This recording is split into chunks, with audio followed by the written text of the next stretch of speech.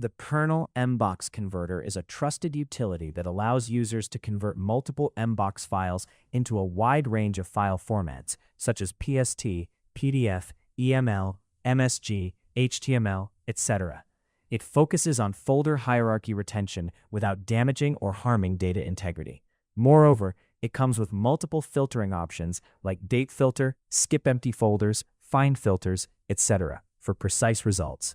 Here is the step-by-step tutorial to convert multiple MBOX files into different formats. Download the software from the official website, complete the setup properly, and open it. Click on the Add Source button to choose and upload MBOX files.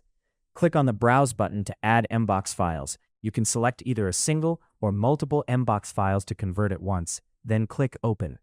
Once MBOX files are added, click on the Add Files button. The software will shortly load and display all the added MBOX files.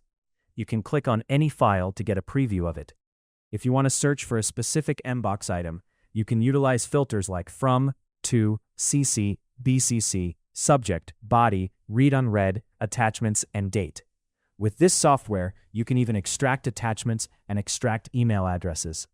Select required MBOX folders, then click on the Export button to select the saving format. You'll see 9 output file formats to save MBOX files data. Select any format that suits your requirement. We will continue the process with the PST file format.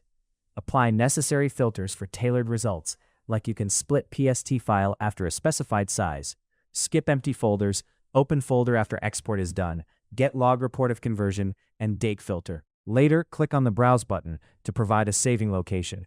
You can even create a new folder if you want, then click OK.